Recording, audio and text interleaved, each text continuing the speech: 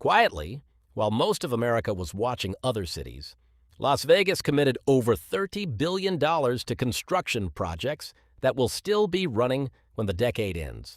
Not one project, not two, four of them, all at once, all within roughly a mile of each other. That kind of concentration doesn't happen by accident, and it doesn't happen without consequences.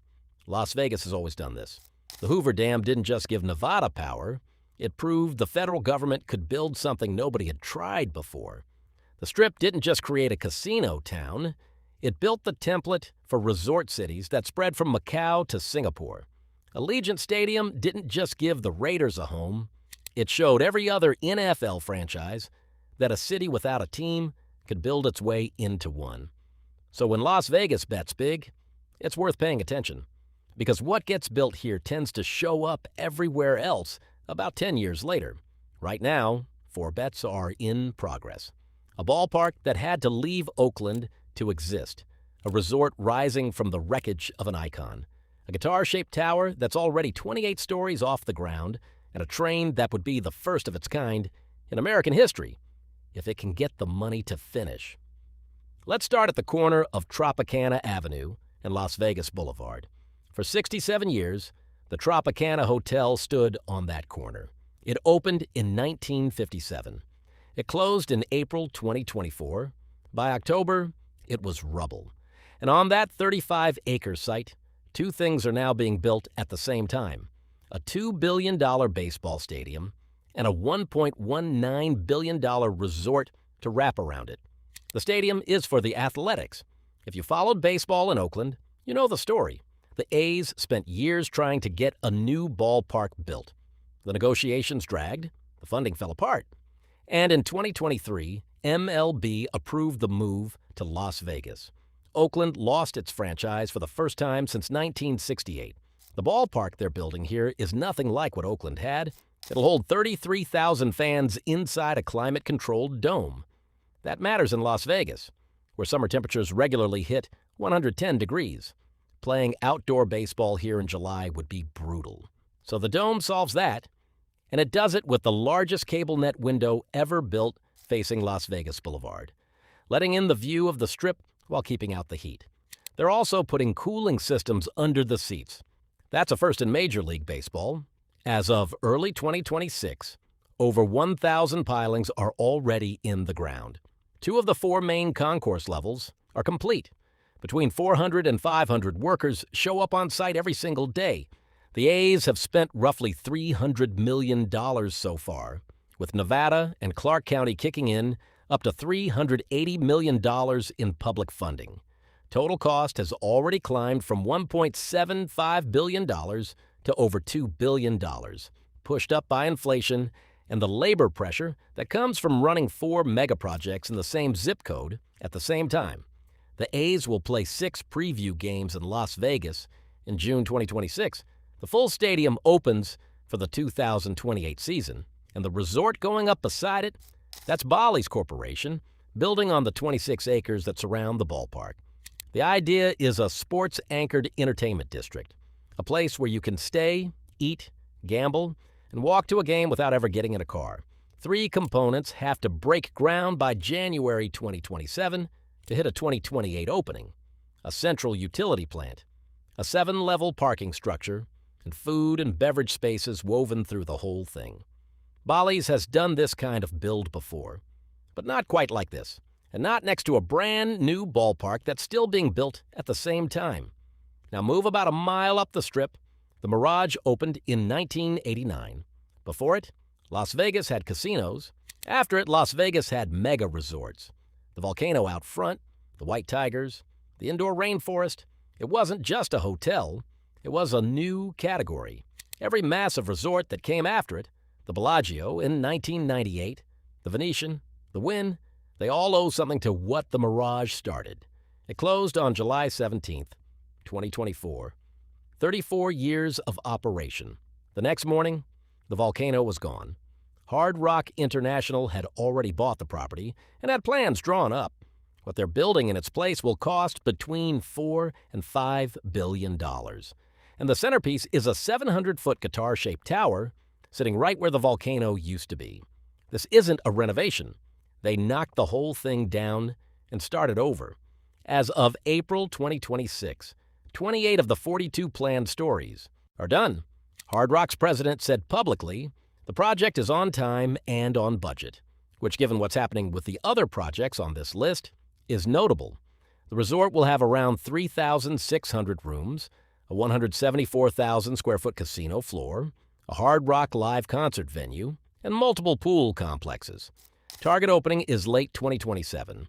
Hard Rock has a similar guitar tower at its Florida property, but this one is on the Las Vegas Strip, in a city that measures landmarks differently. Now here's where it gets interesting. All three of those projects, the ballpark, the Bally's Resort, the Hard Rock rebuild, they're massive, but they're still in the category of things Las Vegas does. Big resorts, big venues, bold architecture. The fourth project is different. It's not just big for Las Vegas, it would be a first for the entire country. Brightline West is a 218-mile high-speed rail line connecting Las Vegas to Rancho Cucamonga, California. Trains running at 200 miles per hour. From there, passengers connect to the existing Metrolink system into downtown Los Angeles. Total trip time from Las Vegas to LA, 2 hours and 10 minutes. Right now, that same trip by car takes 4 to 6 hours on a Friday. Nearly 50 million trips between Las Vegas and Southern California happen every year. More than 85% of them are by car.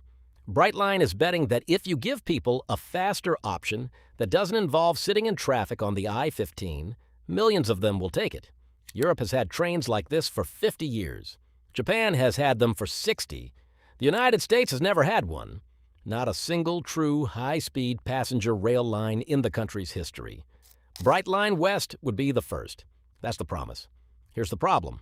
The project's cost estimate started at around $8 billion. It's now $21.5 billion. Brightline is waiting on a $6 billion federal loan from the Department of Transportation that's been sitting pending since October 2025. They're also chasing a $4 billion loan from a group of banks. Until that money is locked, the full construction can't move forward. The original plan was to have trains running in time for the 2028 LA Olympics. That target has slipped to late 2029.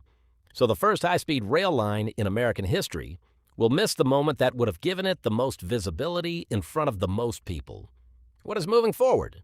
A parking structure near the Las Vegas station, south of the Strip near the I-15 and the 215, and a $20 million facility being built in North Las Vegas to produce the concrete ties the rail line will need. The pieces are going in. The financing is the wall. If Brightline West gets built, it doesn't just change how people get between LA and Las Vegas. It becomes the proof of concept that private high-speed rail can work in America. Every corridor that's been talked about for decades, Dallas to Houston, Chicago to Detroit, the Northeast, all of them get a real-world example to point to, or they don't if the money doesn't come through. That's what makes this one different from the other three. The ballpark will open, the Hard Rock will open, the Bally's Resort will open. Those are already too far along to stop. Brightline is still a question. So you have $30 billion in construction, all converging on one city, and one of those bets is still waiting to be called. Las Vegas has always been a city that builds before it knows exactly how things will turn out. The Hoover Dam was a gamble. The Strip was a gamble. Allegiant Stadium was a gamble on whether a city without an NFL team could sustain one. All of them paid off. All of them became models. What's being built right now, a sports district that could spread to other American cities, a resort that resets the standard for what a Strip property can be, and a rail line that could finally prove America can move people fast without a car. That's not just Las Vegas betting on itself. That's Las Vegas betting on what America builds next. The question is whether the rest of America is watching, because the pattern here isn't just about scale, it's about timing. All four of these projects are running at the same time, in the same city, drawing from the same labor pool, competing for the same materials, and betting on the same future visitor who will fly into Las Vegas, take a train from the station near the Strip, check into a guitar-shaped tower, walk to a baseball game, and spend money at a resort built specifically to capture them. Between the two, That visitor doesn't fully exist yet, but the entire $30 billion is being built around the assumption that they will, and the labor pressure that creates is real. When you run 4 megaprojects simultaneously in one metro area, you don't just spend more money. You pull workers away from smaller projects across Nevada and Southern California. You drive up wages. You create bottlenecks in concrete supply and steel fabrication that ripple outward. The ballpark's cost jumped from $1.75 billion to over $2 billion, partly because of inflation, yes, but also because every contractor in the region knows there are 4 clients on the same street who all need the same thing at the same time. That's not a Las Vegas problem. That's an American infrastructure problem playing out in miniature. And it's one reason these projects matter beyond their zip code. The United States has been trying to figure out how to build big things again for a long time. The interstate highway system was finished in 1992, 4 decades after Eisenhower signed the Federal Aid Highway Act. Since then, the country hasn't built anything at that scale. High-speed rail has been promised in California since 2008 and is still not done. The Northeast Corridor, the busiest rail corridor in the country, runs on infrastructure that dates back to the 1930s in places. Las Vegas is doing something different. It's not waiting for a federal master plan. It's not waiting for a national consensus. It's building now with private money where it can get it, public money where it has to, and a tolerance for cost overruns that would stop most cities cold. The Hard Rock is privately funded. Bally's is privately funded. The Athletics ballpark is mostly private, with that $380 million public contribution attached. Brightline West is entirely private, which is exactly why the federal loan matters so much. If Brightline can borrow $6 billion from the DOT and pay it back through ticket revenue, it proves that private high-speed rail doesn't need a government subsidy to survive. It just needs a government loan at the start. That distinction is enormous. A subsidy is a gift. A loan has to be repaid. If Brightline repays it, every skeptic who said America can't do high-speed rail without permanent public funding has to find a new argument.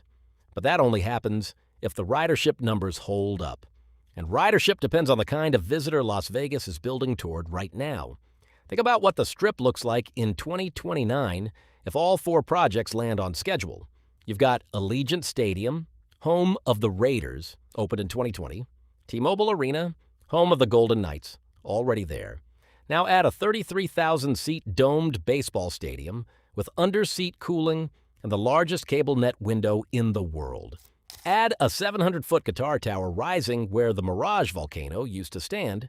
Add a resort district designed around the idea that you never need to leave the block. And add a train station, a real one, where a 200 miles per hour train pulls in from Southern California and drops 50 million potential annual trips at your door. That's not a resort city anymore.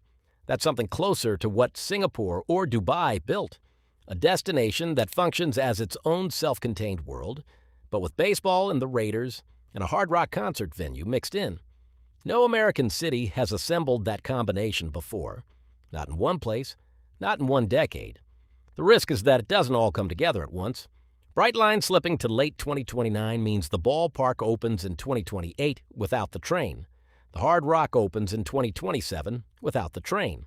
Visitors will still drive the I-15, still sit in Friday traffic, still arrive tired before they've spent $1. The train was supposed to change the arrival experience entirely. Without it on time, the first year of that new Las Vegas runs on the same infrastructure as the old one. That's a gap. Not a fatal one, but a real one.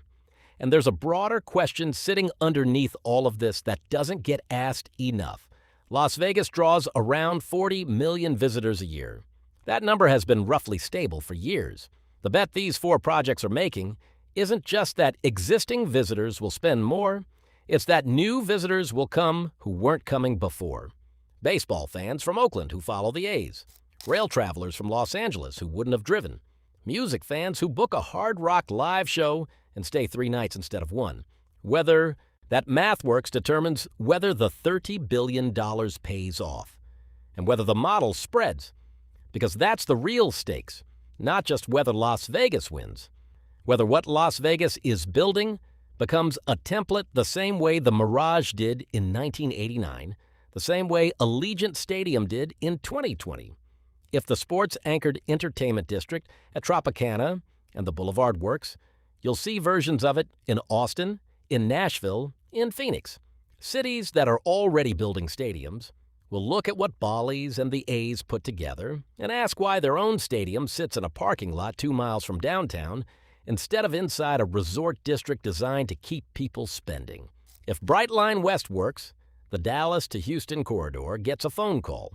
The Chicago to Detroit corridor gets a feasibility study that someone actually reads.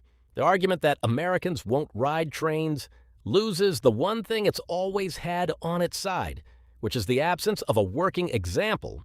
And if the Hard Rock Guitar Tower becomes what the Mirage became in 1989, a new category, a new standard for what a strip property can be, then every resort group with land on Las Vegas Boulevard starts drawing plans. All of that is contingent. All of it depends on projects that are still under construction, still carrying cost overruns, still waiting on federal loans.